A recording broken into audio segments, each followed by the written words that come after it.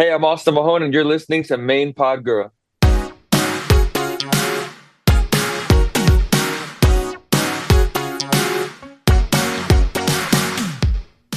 Hey, welcome to Main Pod Girl, a podcast made by Popheads for Popheads. Every episode we'll be diving into all kinds of pop culture topics with some of our favorite artists and music commentators. I'm your host, AJ Marks. And I'm so excited to introduce today's special guest, a YouTube sensation turned pop star. This guest became a teen heartthrob touring with Taylor Swift, Bridget Mendler, and Jason Derulo, and collaborating with Pitbull and Flo Rida, resulting in platinum records, MTV VMAs, and even a role as the teen ambassador for Lil Wayne's fashion line. Now he's making some awesome country pop music and modeling on OnlyFans. It's Austin Mahone. So let's start off with what we're listening to. What I've recently been listening to, obviously that new Sabrina Carpenter album. It's not new, but it's still new for the year, you know? So I love Sabrina. Exactly. I remember. What's your favorite song? My favorite song from the new album, I really love Tears. Sugar Talking is really good. I think that's one of my favorites for sure. I love that. What about you? You know what's been stuck in my head recently, actually all day today, was House Tour. Okay. So I think that's the one song that I just could like. That was like the one that I was just not rocking with, and it took me like 2 weeks of like listening to the album for me to be like, okay, fine, it's catchy. I kind of like it. Yeah, I think. Well, she has a bunch of like sleeper hits, I think, on this album. Like a bunch of songs that they really don't catch you at first, which I'm cool with. Like some albums you really got to listen to it full as an album for a while, and then you're like, oh, actually, all these songs are super catchy, but you might not be like impressed on first listen. But with her other albums, I feel like they weren't that way. So I wasn't expecting this one to grow on me as much as it did. Exactly. It really did. No, that's a good point. Yeah. I think still Short and Sweet is my favorite album from her. Yeah, me too. I think I have to say that. It's just it's so tight front to end, It's like it's got timeless. Everything. It's timeless, it's tight. I feel like I can listen to that album top to bottom easy at any time. I just did the other day. And I've been listening to a lot of Swag and Swag 2, the Justin Bieber albums. Yeah. I think those have really been my albums of the summer, I think. Which is so funny because it's so different from anything that Justin has done in the past. So it's kind of just like, I don't know. I'm just like a huge Eddie Benjamin fan, and he produced both of those albums. So, it's exciting to see him go like more in like in alternative-ish kind of R&B route. Yeah, it's definitely experimental for sure. But I think he's doing what he wants to do, I think, music-wise. He's making that music that he wants to make. And I think if I had to pick one favorite song from both of those discs, I would probably say Swag, the song, is my favorite song out of all of them. It's just like the best one. It just like gets me in the zone if I'm in the gym or if I want to like get up out of bed and start my day with like, some excitement or something. Like that's the one that like really gets me going. So I like that one. But I also like Young Thug's new album. Wait, I haven't checked that out yet. I'm not really exactly quite sure how to pronounce it yet. Oi Scooty? Yui Scooty? Yeah. We Scooty? I don't know. I haven't heard anyone pronounce it really at all. So, well, this will be the first time on this podcast. First time anyone's pronouncing the album. Up to interpretation, I guess. That's crazy. I like the album artwork. Yeah, it's pretty cool. So we were talking about R&B with, Swag, and speaking about R&B, I feel like you've got that natural voice for that kind of lane, but I'm really impressed with how well you've managed to fit it into pop music and most recently country music.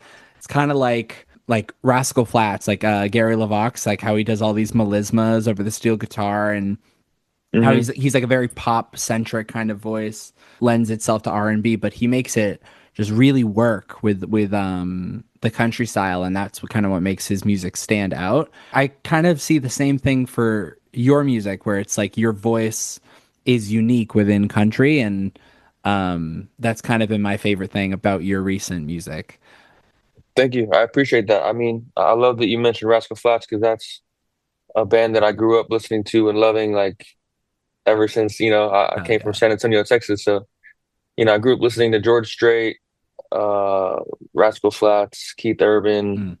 Tim McGraw, Alan Jackson, Shania Twain, like so many like legends, and some of those more have more of like a an R&B feel to some of them, like Mm. Rascal Flatts, Keith Urban, some of his chord progressions sometimes. But I love how Keith is bringing like some rock and roll into country, and yeah, I think country music really has a lot of R&B feels and chord progressions in it because it's kind of like country's part of the Bible Belt, and the Bible Belt is like gospel and all that. So Mm.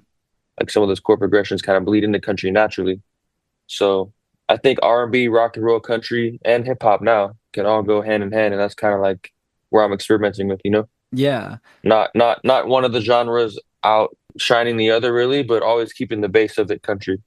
I like that. And I'm sure, like growing up in Texas, you had plenty of exposure to country music, even if you weren't actively listening to it yourself. So, 1000%. has it always been a genre that you've wanted to get into and explore, or is that more of like it clicked for you within the past few years, and you've been like, oh, right, I do love this. I should get into this. Yeah, more the second one. I think Mm. I never really grew up on country music and was like, I want to be a country music star. I actually Mm. fell in love with T-Pain's music first, and that's what kind of led me into R&B. I So love like that. I listened to T-Pain and to Usher and to Drake. That's kind of like where my love for hip hop came from was T-Pain. So when I was wanting to make music, I was in that headspace in that realm of like hip hop and R&B. So when I went to Miami and did that for like 12, 13 years, I did that and was like, all right, did my pop R&B thing for a little while, but I feel like I can't forget about country. I love country music. It's what I grew up on. I listened to way more country artists than I ever did before I discovered, T-Pain and R&B and all Mm. that. So I think coming to Nashville was something that felt natural to me. Some people might be like, whoa, this is a crazy change for me. I never like, Mm. but to me, it just felt like normal and what I was supposed to be doing. So being here in Nashville now, I've been here 2 years. I love it here. I love making music, and I just want to get more consistent with releasing my music more often, because I have so many records that I could put out there. But in my past, I've been accustomed to like making a bunch of records and like releasing a few, and now I have the freedom to release as many as I want. And I'm like, all right, now I gotta just get in the groove of just making them and releasing them, keeping it moving. Like we're here Mm. to create and release and rinse and repeat. Yeah, that's I think my favorite thing about Nashville is just like the productivity of creating all this music and just being surrounded by music all the time. And when you moved to Nashville, was that to pursue opportunities and connections in the country genre, or was it more like you were planning to move there anyway and it just kind of coincided with this? No, yeah, I wasn't planning to move here anyway. I definitely planned to move here and make some new connections and make some country music, really. Bottom Mm. line. It's weird to say, but like I really wasn't coming out here so much to be here for the connections, but I just wanted to be here for myself to just do something different Mm. musically.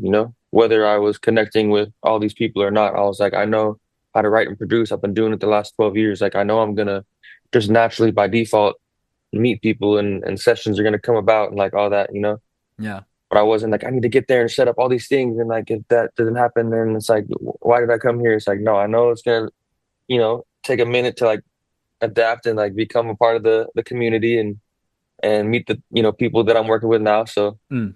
I've just been doing my thing and I've just brought everything that I've learned and all that from Miami and living in LA and growing up in Texas. I just brought all that with me. So See, people usually hate change, but I love change. I think of it like a new yeah, season of a TV show, you know? It's like yeah, got to absolutely. bring in new characters and that's what makes it more special when you get to see old characters. It's like you Hmm. get new setting, new objectives. So you were talking about productivity, right? So like Rear Hmm. View is probably my Yeah. favorite song so far this year.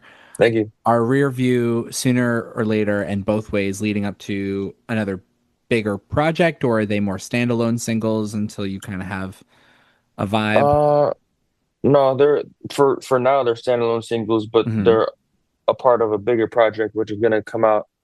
I'm planning on this album coming out like March or April. Okay. So All right. that's my idea. In the perfect world, I have a big feature that I'm working on that I'm finalizing the producer agreements on so that I can use that, you know, big feature to also help push my album when it comes out, you know, instead of like releasing the feature now, like Yeah. in October, November, and like, I don't know, it'd be good, I think, either way for the, you know, the record to just live on and like Hmm. gain some views and popularity over time. But I kind of wanted to help push the album as a whole. So I'm gonna save it. It's tricky because there's two kind of ways of thinking, and I feel like I subscribe to both of them. One is like it's so nice to have like pre-release singles that really get their own time and space to breathe before the album is out. But then at the same time, it's like it's so nice when an album comes out and they've pulled some of the punches like for the album release, and so you're still getting big features or big surprises or songs that happen to be like the best one on the album. You know, it's not like just all the B-sides. So it's cool that it's cool that we get a mix, but I'm sure that that makes it very difficult when picking what you want to be singles or what you want to save for, you know, closer to the album release. True. No, because yeah, by the time it'll come out, I'm gonna have so many other great records that are worthy of being on the album. And maybe Yeah. maybe I should just rethink, you know, that's when it's like, do I just take all the super songs, which I know are like, you know, and just take out all the album cuts and just make an album of just like every song is amazing, which I might do. Or I might just be like, you know, I think the album cuts are amazing too. And it's like, you know, the better songs are on there, the album cuts are there, like let that be a thing, and then Hmm. just have ammo to fire off in the future, you know? It's So true. Yeah. I mean, I just like that we just have a variety now of people doing it all different kinds of ways, which is great. yeah. And let's talk about It's Summer, right? So Yeah. is this one of the collaborations that came out of just, you know, being in Nashville and like having these new connections? No, this came from my friend Chris Daniel, who lives in Miami. He reached out to me and was like, you know, we've been friends for a minute, so Hmm. this isn't like a Nashville connection. This is like a Miami thing. So he just, you know, when I was here, he also comes here a lot, and we'll be here soon. I think he's actually gonna move here, Chris Daniel. Oh, So he'll be nice. here all 2026. He's moving, I think, in like December or something. But yeah, he was just like, you know, I got one of them summer records, and I would love for you to be a part of it. We were actually in Nashville when we recorded it. He was here for a writing session, and Oh, like we were in nice. Nashville, and he was like, I got this record, you know. He'll like rent an Airbnb and like turn every room into a studio and have all his friends come, and it's always a great time. So Hell yeah. he just, you know, he was like, yo, come to one of these rooms real fast, and like I want you to hear this song. And then he played it for me, and I was like, oh, this is dope, you know. Yeah. And he already he had like it was everything was already written, and he was like, I just want you to sing the hook, and I was like, easy. So I did it right there, and then that was that. So Nice. It's always nice to have a summer song. I love summer themed music. We got to talk about that other summer song though, Summer Love. I've shouted it out on this podcast before, and it's still I think my favorite song of yours. It's like really, it yeah, because it kind of predates the like country song you're on now, but it feels like it fits in that same pocket, just with less guitar. Like it's like hmm melancholic and moody, and it feels like the beginning of this like super chill kind of era in your music. And I was curious how you look back on that song and whether you see it that way too. yeah, I also can view it that way as well. I think, you know, country music is a genre where people will ask me, like, you know, what makes country music country to you? And I'm like, well, it's the storytelling, but it's also the elements of the instruments. You know, it's the guitar, it's an actual piano, it's an Mm, actual drum set, you know, an actual someone playing on the fiddle. You know, it's not one guy that's just like on a keyboard in his room, like playing all these things off the MIDI keyboard. Like, yeah. it's real people getting together at the same time, and they record everything at the exact same take.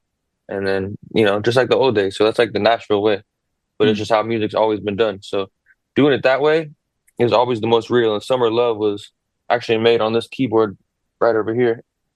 Oh shit. I It love was that. you know, Major. He Yeah. produced some songs on Justin's album.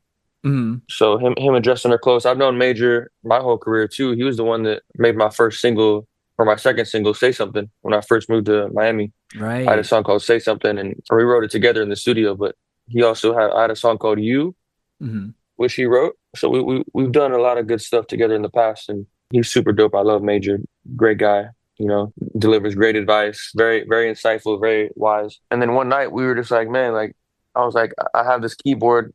We're always messing on like random programs on Ableton or Mm. just artificial sounds like keyboards. Like, but I'm like, what about this motif? Like, I have this keyboard here and it's got thousands of sounds and I never use one of them. Like, not a single time will I ever use one of them. And he's like, oh, well, let's just see what we got here. And he like turns it on and like presses like the first thing, and it's like the drum pattern of Summer Love. So it's literally like the whole song, like what you hear, literally came from just like me like pressing like literally one key on the keyboard, and it was like a drum groove like from the keyboard. All I did was just press one thing, or he pressed it, and it like Wow. made like the however you hear the sound of the song. Like, and all I did was just like lay a guitar over it or something like that. You know what's so funny? It's like some songs take forever, right? Like Teenage Dream, I think took 5 months to write, and they were so particular about it and all that kind of stuff. And some magic is created that way. And then you have songs like Titanium, where Sia wrote that in less than 10 minutes, Yeah, and she talks about that all the time. So it's so funny how some things just kind of fall into place yeah, and they create magic that way, and some other things take a lot of time and a lot of effort and a lot yeah. of like forethought. So Every record's different. Like, that yeah, doesn't mean that happens all the time. So it's yeah. always a special moment when that, and when you do it with people that you love, it always makes it more special. And it's cool that that was a collaborator you had really early on in your career, and yet Yeah, you guys were making something that sounds so that's what different I'm saying. from, yeah.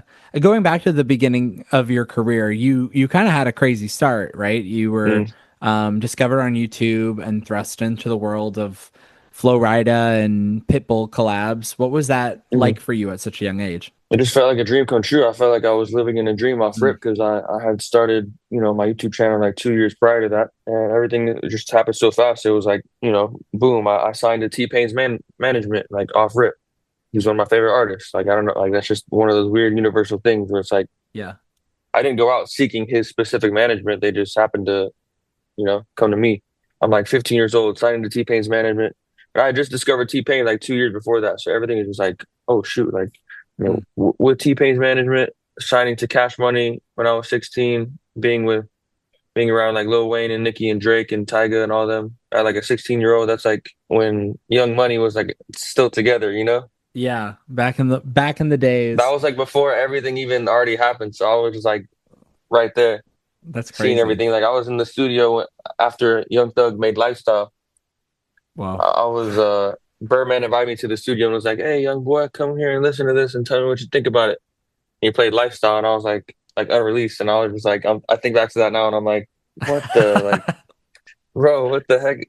That's Like I was so really in funny. it for sure. So yeah, everything happened really fast. Mm, To going on tour with Taylor Swift immediately, like right off the bat, like mm, collabs with Flo Rida, Pitbull. Yeah, so it was a lot to just go from like nothing in San Antonio, like working, mm. doing shows for like 400 to I'm in the middle of the big leagues, but my voice hasn't even changed yet. Well, before that all happened, before all the big leagues, I still remember listening to 1111 for the first time with my sisters. Yeah, And I didn't realize until doing research for this episode that that was an independent release. that was an independent release that I actually made that song in Nashville. I was supposed to like Wow. instead of moving to Miami, like I also could have moved to Nashville and like started a whole like life here, but I was like, nah, Miami seems like more fun. Like like Yeah.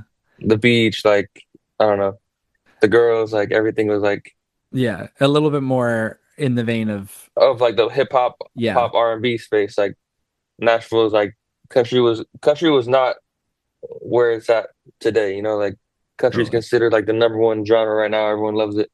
Back then it was like, nah, we're tired of country. Like hip hop and R&B is Mm, everything to us right now. So I was like, yeah, Miami's for me. But yeah, 1111 I made right here in Nashville. mm. That was an independent release. I released it on Valentine's Day, I believe. I was in Chicago or something the day that I performed it when it released. So, That was a crazy show. Yeah, it was like 1,500 people that show. but it wasn't very common back in 2012 for independent music to be gaining that type of traction.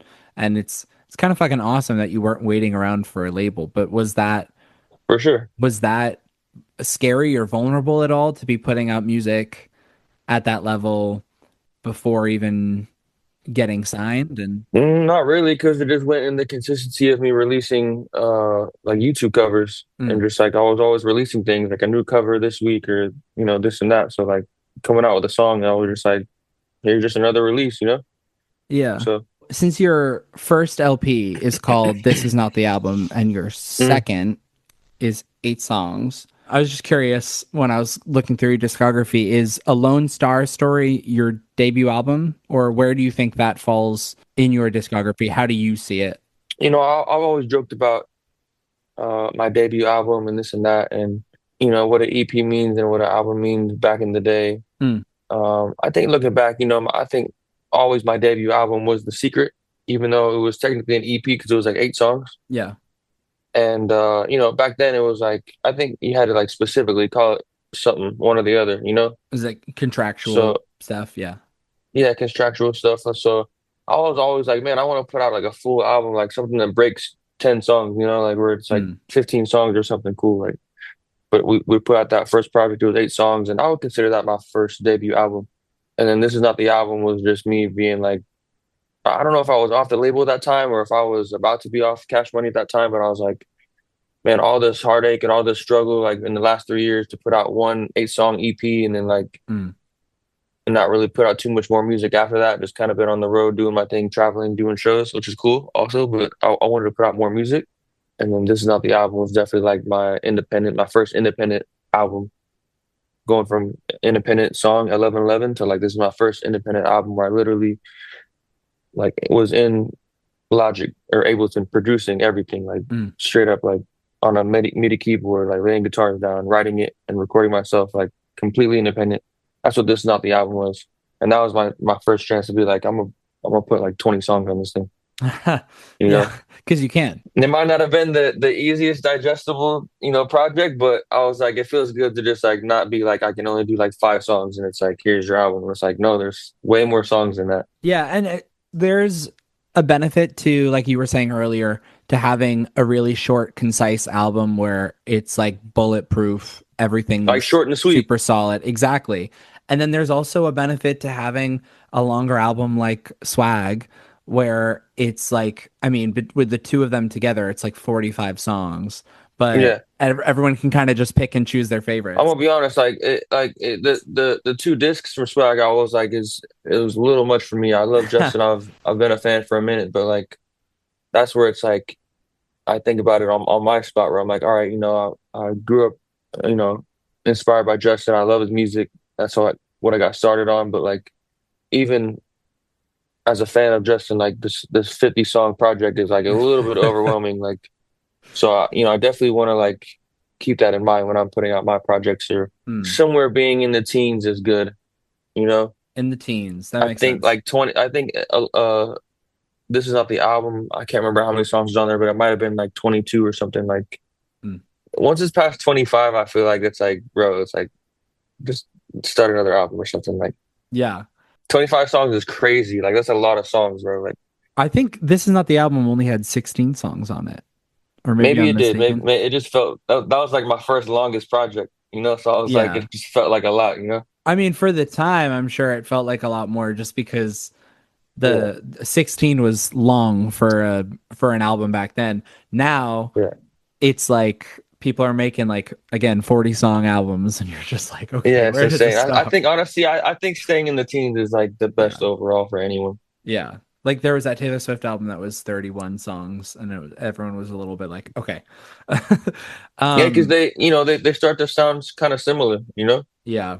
You know what actually though, I would say for like Rihanna, because she's been away for so long, Uh-huh. I would take a 40-song album from her. I would do that.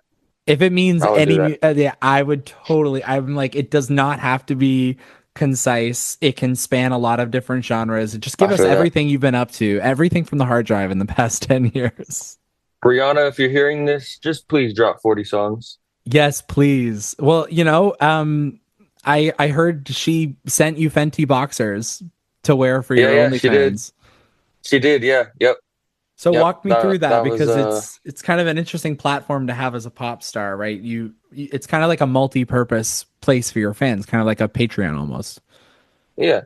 I think for my whole life I've been like super clean, like always like very like the most family friendly. I mean, I was a kid when I, started everything. So Yeah. everyone was like always watching me, like making sure like I don't do anything wrong or like say anything wrong and like do this and that. So I was like, you know what? I got to a place where I was like, I'm older now. I'm like 24 at this point. I was like, or what, I don't know when I started it. Maybe, has it been that long? I don't know. Maybe I was like 25 or something, Mm.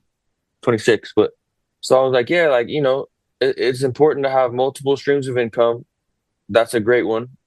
And I was like, I don't mind like dirtying up my image a little bit. I think it'll just free me from the chains of what I feel like I've been held down by as far as like always growing up as a kid, like, oh, like Austin, like you're on stream, don't say this, or like, Mm. oh my God, you have to take that down. Like this is like, and it's like I got to a point where I was like, I just want to do what I want, and I don't care if people are like, oh, like look at Austin, like what is he doing? Like how could he turn into this type of person? And it's like, relax, like it's not that crazy. Like Well, you got the Rihanna stamp of approval, so I feel like yeah, that's exactly. So yeah, so like just being able to take that direction and just make some extra cash and add to my fortune and also do something that's outside of what I normally would do. It's mm, kind of cool. And trust me, like I've used that platform to like, premiere some new music videos or share some unreleased music and people are like, okay, yeah, that's cool. But like there's like, I just want to see you in your underwear, take your shirt off. So I'm like, listen, I'm here to give the people what they want. So if this is what they're wanting more than the other, then you got to give it to them. So well, then Rihanna shows love. She sends me the Fendi boxers. I still love them and wear them all the time to this day. Like they're timeless. mm, Shout out to Rihanna. Thank you for the Fenty boxers. shout out Riri, drop the 40 song album. Yeah. So I was gonna talk to you about the unreleased music on OnlyFans. Like, hmm I know that you share some music on there sometimes, but hmm like these are maybe songs that you aren't necessarily even intending to release sometimes. But have any of the songs you shared on OnlyFans surprised you with the reaction so much that you chose to release them?